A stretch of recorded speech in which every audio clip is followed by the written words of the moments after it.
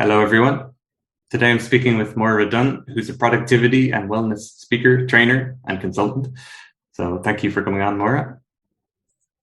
Hi, Kevin. I'm delighted to be here. Thanks for the invitation. It's always lovely to talk productivity with a fellow productivity guru. So I'm enjoying this and looking forward to our chat. So, yeah, hopefully we can get a bit nerdy about the psychology or tools as we go. It's always fun. So Moira, I wanted to ask you, do you have a personal definition of what it means to be productive? I know that's the name of your company. And could you expand on that, what it is?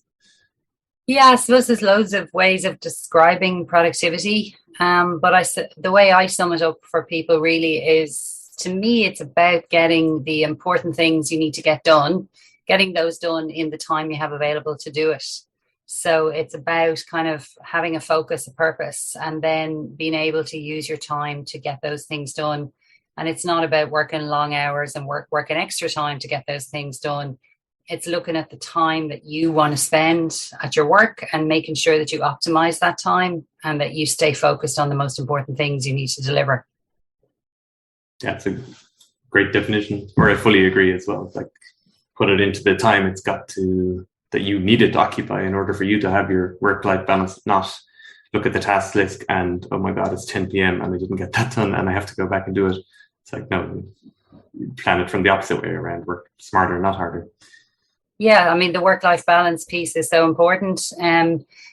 But also just to say that that's the ideal and that's idealistic. And what I've just described and what you've just described, it's really hard to do it. So, and that's why people end up working longer hours or getting pulled off track because other people request different things from them. So it is the definition. And then I suppose the challenge is to look at how to actually make that happen.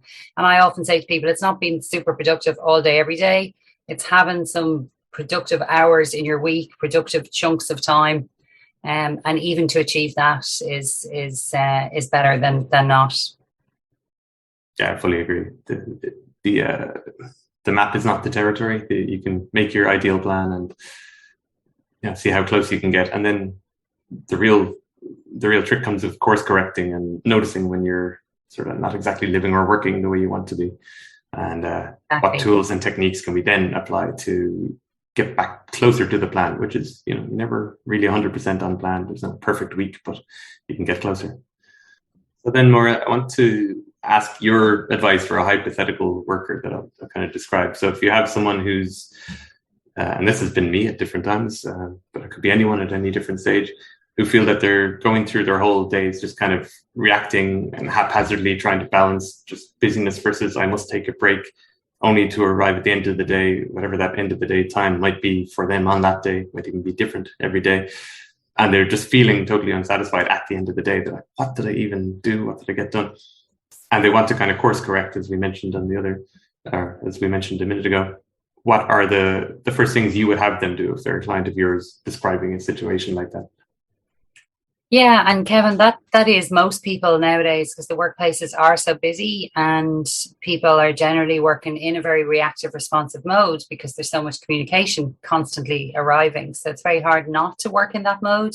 Sometimes I meet people that I train and they're kind of hard on themselves because they're thinking I shouldn't be working in that way. But I'm saying just look at the environment and the way things are. Of course you will. So it actually takes a bit of willpower to change it and to do something different.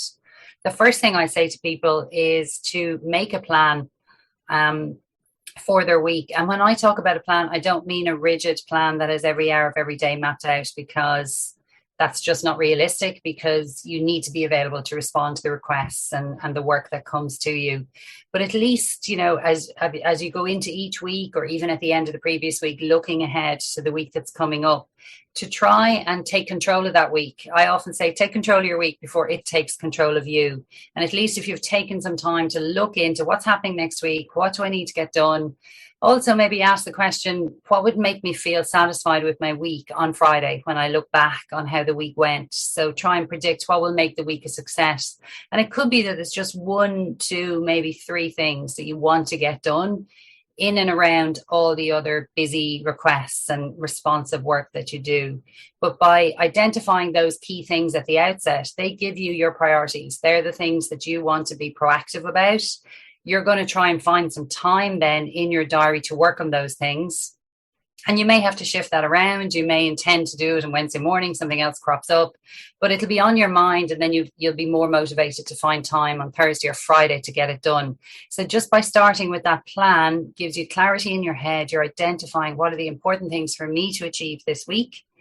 And then that helps you then throughout the week to it's kind of a baseline, and then everything else happens on top of that. But it means that you can keep checking into that throughout the week. And I often just do something simple, like put those 3 things up on a Post-it on the board behind me here. And that reminds me throughout the week that, oh yeah, I did intend to get those things done. Because that's often what happens. Our work life is so busy, loads of new things crop up. Sometimes by the middle of the week, we've forgotten what we had on our plan at the start of the week. So just by having something visual, something tangible that you've set out as your aim or your objective for the week, it helps you stay on track, and it helps you find time to work on those things. Certainly having that goal, yeah, that would be something to keep checking in. Like as you said, the Post-it, which for me might be on my monitor, for you might be on the wall behind. Or another way I have it is that I have a checklist, a shutdown checklist at the end of the day, to go through everything. And that's where I check what was my weekly goal again, and I actually did knock that off. So 2 left and it's Thursday. Which one might be more important? Can I get both done in the time remaining? Yeah. And that's really important, Kevin, that kind of reassessment and juggling of the priorities. So even though you set something out on Monday and say, that's the most important thing I want to achieve this week, by Wednesday or Thursday, that may have changed because other things may have cropped up, and we have to be flexible. And I think that's important, that the plans are flexible. So, because sometimes when I say to people, make a plan, they say, well, there's no point. It's too rigid. I can't stick to it. It keeps changing. But I say, unless you have the plan, then you're never going to get those things done. There's a greater chance you'll get those priority pieces of work done if you've planned to do them. And as you say, you may not get them all done. You may get to the back end of the week and you're looking at the things that are still there on the list. But now you can reassess it based on the other things that have cropped up. And you can say, well, actually, I'll just pick that one thing. If I get that done by the end of the week, I can maybe move the other things into next week. But it gives you that kind of checkpoint, that baseline that helps to keep you on track. Yeah, and I suppose this is a good starting point. There's lots more we could do in terms of scheduling and how one works. But this is, as I bring it back to my first question, the frantic worker who's just right now reacting all the time, this would be a good first place to be. And so for that worker who's made their plan, and as you say, you need to be adaptable with, okay, that third thing's not getting done, or the new priority because the boss says there's a new priority. And if they're committed to doing, say, 30 days of this new planning like this so that they can get into the habit, but they're finding week on week that they've only done one thing, and they're kind of going down that slippery slope of losing faith in this as something that will work for them because they find they have to be too reactive. What would be the next thing would you suggest? Like carving out protected time daily, maybe in their schedule, to work on just the things on that list before other things? Or do you have other techniques or advice to support someone implementing this if they're struggling with this first step? Yeah, lots of things, Kevin. That first thing you've mentioned there, carving out time. So I suppose we call it time blocking, don't we? Where you look at your schedule, and I say to people, look at the opportunity to get some of that planned time, that a time block where you can put in an hour and say, I'm going to work on X, I'm going to work on that priority. And it may be, you have to look at your week and see the opportunity for that. There's no point in blocking that hour in the middle of a busy Wednesday morning because you're probably not going to be able to stick to it. So it's about looking at your week strategically, identifying the opportunity to do that time, that planned time. It could be, a lot of people might do a couple of power hours, maybe Tuesday, Thursday, they might start at 8 before things get too crazy, or maybe earlier, depending on what your environment is like, and block in some time. And they're the times that they get on with their proactive, their priority work before the email and the instant messenger and all the requests start flying in. For some people, it's later in the day. They love to get in and do their transactional reactive work first. And then things maybe kind of quieten down later in the day. And that's when they like to block time in, say between 4 and 5 in the afternoon. For some people, they might be more tired at that stage, but other people find they get on a roll later in the day when they have all the other distractions cleared out of the way.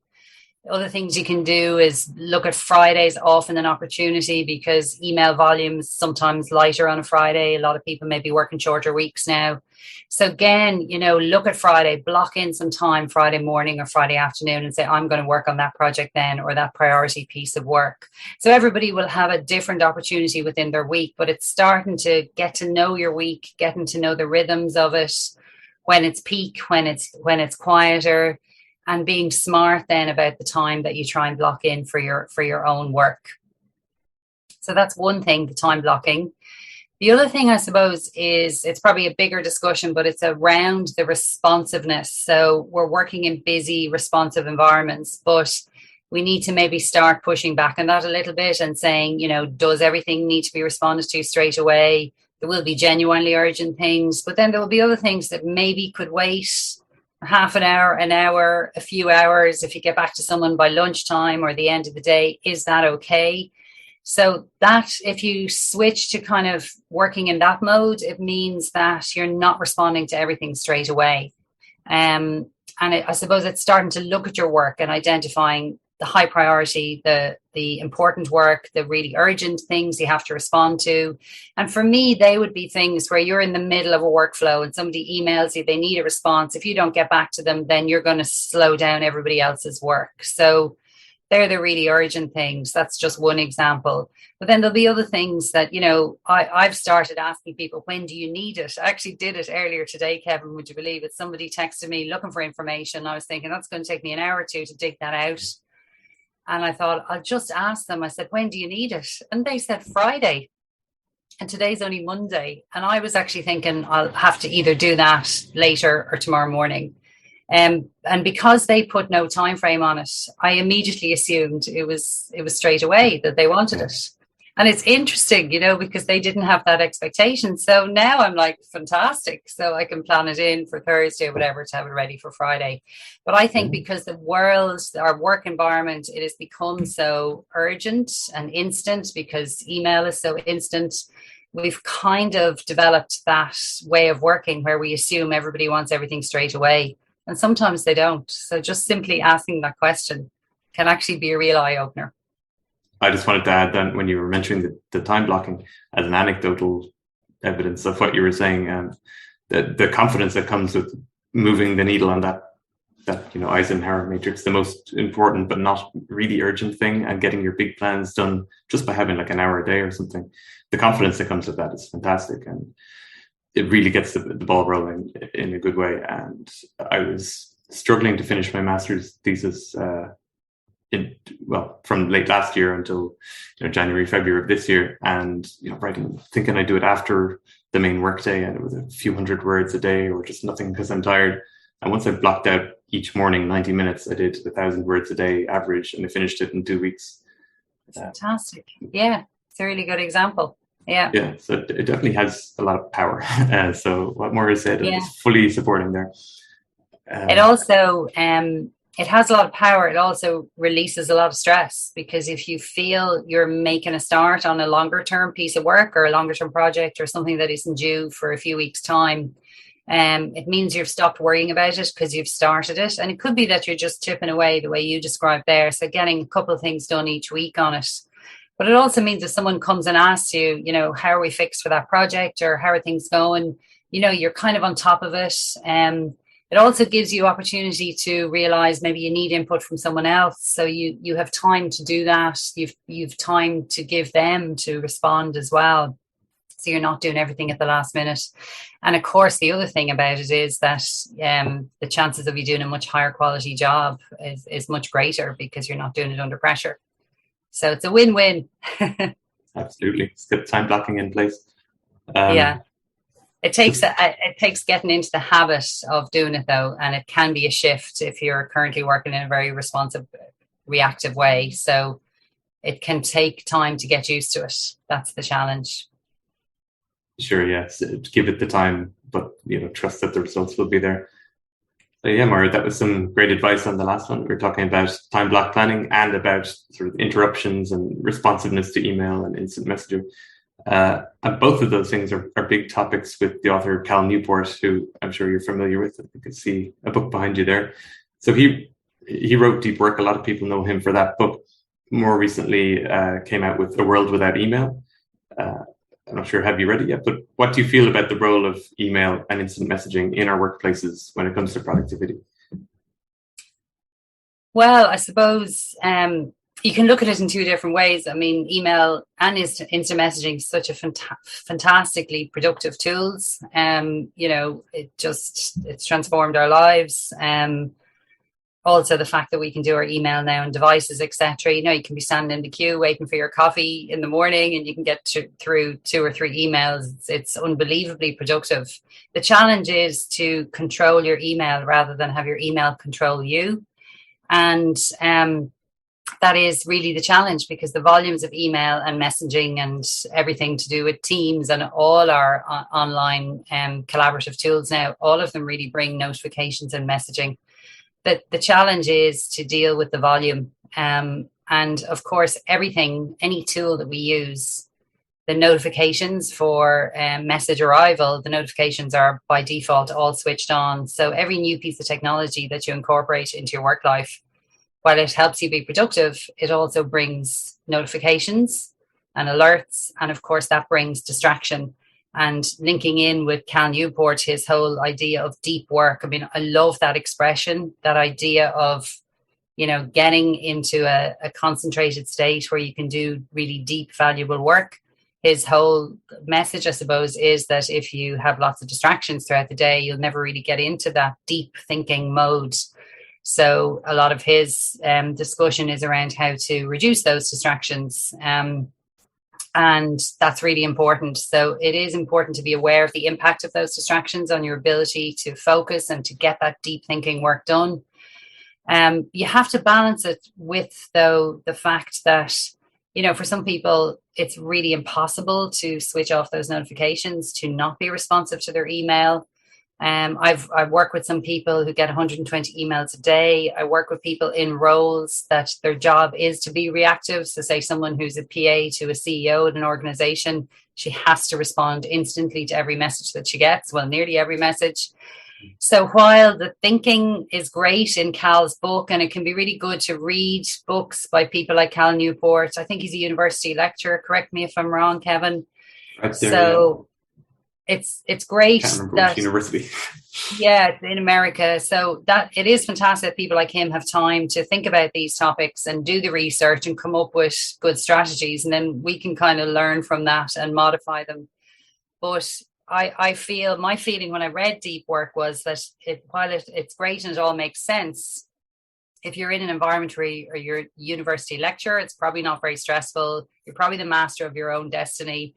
So it might be easier to do some of the things that he suggests. And sometimes I feel that if people pick up a book like that, they then feel under pressure to do it themselves. And then if they can't, or as you said earlier, if you try something and then you can't stick to it, people then, that's really demotivating. And there's a lot of busy, stressful work environments where it just wouldn't be possible to be maybe tuning out of email for blocks of time throughout the day, because people would be so stressed that they weren't responding to their email. But also, there'd be an expectation and it wouldn't be acceptable that they weren't responding. So I try and take the concepts in a book like Cal's and then give people a practical version of it that they can then tweak to their environment. So it is, I suppose, around with email, looking at ways to manage that volume. If somebody gets 120 emails a day, like that would be your entire day. You would not really be able to get anything else done. And of course, email is how we do our job as well. So we have to spend a significant amount of time in it. One of the things is to try and distinguish between the important emails and then the ones that are lower priority that you actually can leave and respond to at a later point, or even just leave them there until you need them. And, I find things like the follow-up flag is fantastic. So when I'm checking my email, I always use the follow-up flag for things that are going to take longer. It's with Outlook specifically, isn't it? Yeah, it is. Yeah, but there's I think Google equivalents and Star and Gmail. Yeah. And then what I do is I sort my inbox by those follow-up flags. And then when I come back to do an email time block for an hour or two to process my email, then I have my inbox sorted by the ones I need to follow up on. So for me with email, what I advise people to do is think of your interaction with it. Are you checking your email or are you processing your email? And very often we do the two together and then we kind of don't do either properly. So I kind of try and have, numerous checks throughout the day, as many as I need to stay in touch. But when I check, I just do very quick responses, things that take up to 2 minutes. But anything that's going to take longer than that, unless it's very urgent. If it's not very urgent, I'll flag it for follow-up. And then I'll have email blocks throughout the day where, say, for an hour, I do all my processing. So I go straight in and do all the ones flagged for follow-up, clear them down. And then, if people have a high volume, they can do numerous time blocks throughout the day to do that processing. Then check it as frequently as you need to be responsive, So, but it means that in between those times, you may have the potential to close out of it and do other things.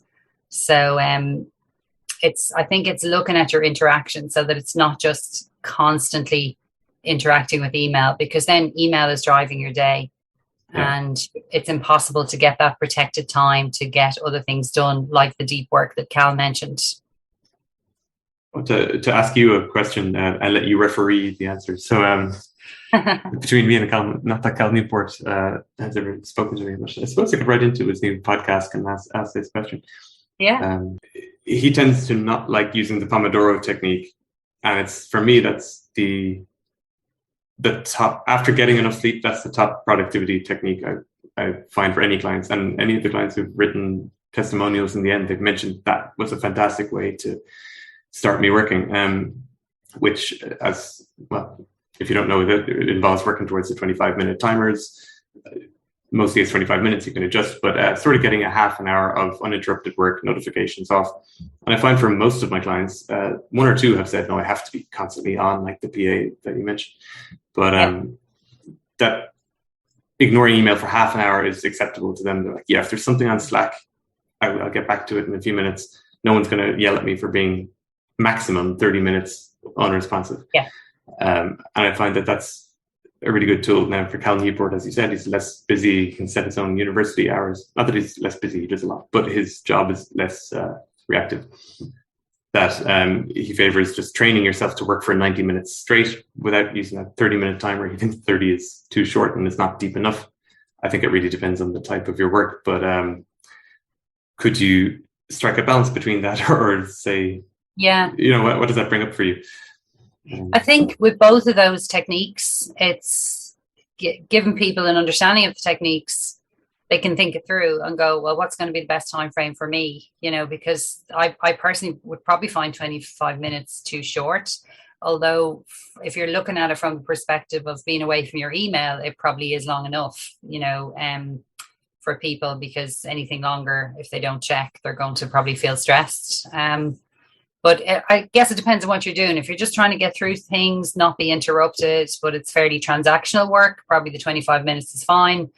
If you're trying to write a report or develop a proposal or work on something much more creative, you may need a longer period of time. So that's probably what he's alluding to with the 90 minutes. It depends, I suppose, what you're doing. Type of work is. Yeah. So, but I suppose people, if you look at it from the perspective of your interaction with email, it's, as you said, how long can I be away from it without checking it? So 25 minutes and then a 5-minute check is probably a good thing to aim for. And then you can go and do the same thing again for the next half an hour. So that's a good way to break down your time. And then, of course, the Pomodoro encourages taking breaks as well, doesn't it? Which is really important. But it's hard. It can be hard to manage that as well. Like 5 minutes can be quite short for people to take a break. So then it might drift into 10 minutes, 15 minutes, So yeah, I always call it 5-ish. Yeah, it's hard to be too rigid with it. I know a lot of students use it, don't they, for studying the Pomodoro technique as well. The best students do. Yep. I mean, as you say, coming at it from people who are like, I have to have my email on. It's like, well, can you try 25 with it off? And then you're allowed to check it for 5. It's even built into this. But yeah, to remind that a very important part of it is to get that rest and get out of the chair and physically get your energy back. Is kind of key in the Pomodoro as well. It's not meant to be a 5-minute email check, but it is a perfect time to just quickly check. Nothing there. Good. Sanity restored. Let me get a glass of water. Come back. And yeah, it's very good in that way. Everything I think needs to be adapted to what people are doing. Yes, But, exactly. Yeah. yeah, it's good on both sides. And as Cal says, like getting to 90 minutes, that's great if you're trying to write a book or get really deep into a programming problem or something like this. So yeah, for sure, adapting.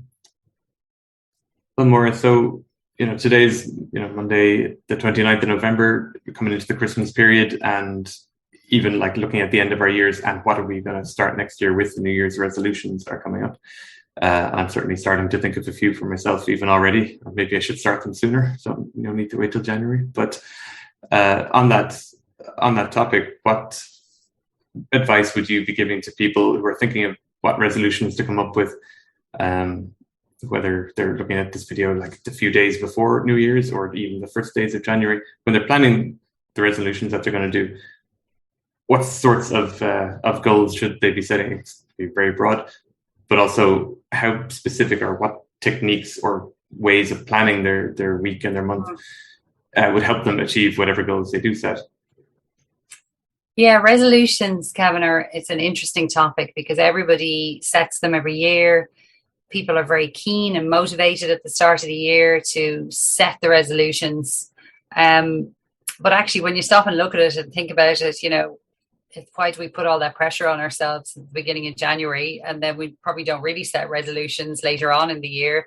I remember reading an article a few years ago where someone said, take one thing each month. So plan out the year and make a different resolution each month. So rather than making a list of 10 things to do in January, to actually space them out and maybe have a theme for each month or something that you're aiming to change or do month by month, so everything isn't condensed into the start of the year. Because actually, if you look at the stats around resolutions that are set and how many are actually implemented and achieved, the stats are alarmingly poor. So I think that's partly because of the time of year. So while we have the enthusiasm in January because we feel it's a fresh start, it's actually probably one of the most challenging times of the year to give something up or to try something new that's challenging. We've just come out of the Christmas period. It's dark evenings, the weather is poor. So when you think of all those things and we're trying to just get our heads back into work, it can actually be really challenging, which is why so many of them fail.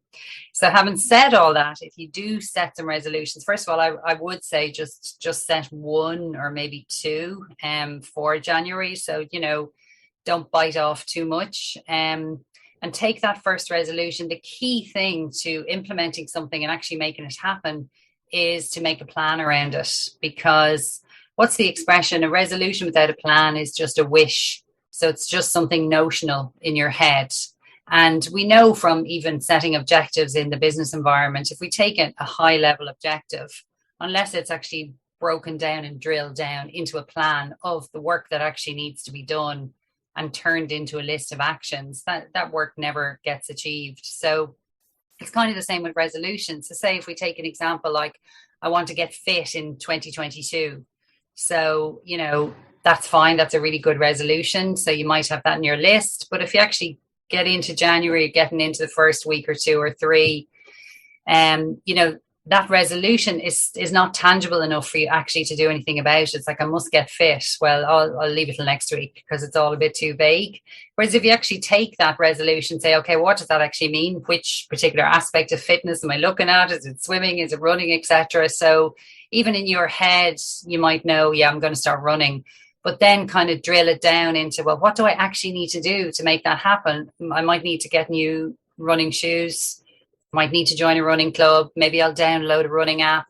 I'll look for some race dates in the middle of the year and maybe work backwards and make a training plan. So now you're into a list of very tangible actions.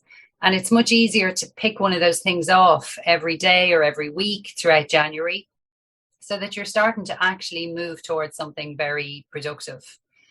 So taking it from that high level wish down into a plan, which is really just a brainstorm of the actions that you need to take, that can really help you get started and help you maybe map out when you're going to do those things.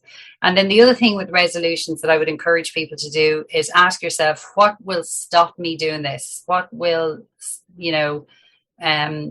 pull my plans off track? Maybe it's something you tried to do last year and you didn't stick to it.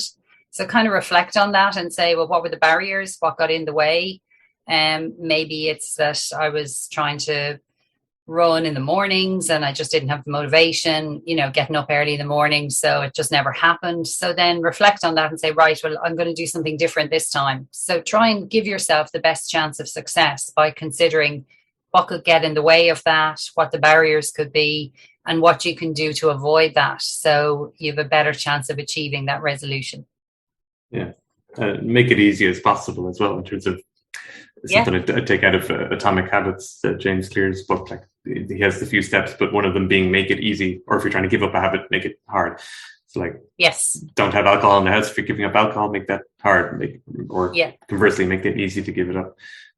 Or you're giving up smoking and you're like, I only smoke when I'm drinking or in a social situation. Well, maybe you need to not go to the pub for January and make it easy. Don't put yourself in the environment. Or I had to ask, the productivity wall is there behind you. I noticed there's nothing on it. This is a post 2 p.m. call this has been. So you had everything done in the morning, or what's the story with that productivity wall? It's been super productive. Everything is done off the wall. It's used really for planning things. I would often put up, as I mentioned earlier, some post-it notes with the key priorities for the week. Or it could be just reminders as things crop up. Or I often use it to plan something out, like we're talking about resolutions, breaking down the high-level resolution, break it down. So I'd often use the stickies. So it is more of a brainstorm wall than one that has the plan there all the time. So it tends to change a lot. I love having a space where I can stick things up because it helps with the visual. And I've even used it with people now online, because even if we're discussing something, we can take the stickies and put them up behind. So the visual tends to spark creativity, I think. That's it. And I suppose your clients, if your client sees the same post-it on the wall behind you next week, they're keeping you accountable to, hey, why is that That's so right. there? Yeah, exactly. Yeah, accountability is key as well, isn't it? Exactly. Well, Moira, it's been a really, really good discussion. There's a ton of tools and techniques, and even for myself, I've picked up a lot and been motivated to get myself back on track with some of your techniques, especially for January and the New Year's resolutions. So where can people learn more from you and understand you have a course coming up? Not released yet, but won't be too long after these videos are published. Yeah. So my website is BeProductive.ie, and that's a good space for lots of productivity resources and inspiration and motivation and tips. So, and there's a resource section in it with lots of templates that people can download that can help them, to plan out their week, to set priorities. We've also got some planners there around goal setting and resolutions, which could be useful in the new year. There's a blog section as well. So there's blogs on a lot of the topics we discussed today. So if people want more detail, particularly around email and how to manage the interaction with email. So you can connect in there. Also, you can follow me on the social media channels. So be pretty active on Twitter and LinkedIn and Facebook and Instagram to a lesser extent, but we're there and have a presence. So connect in there and you can keep up to date with what we're doing.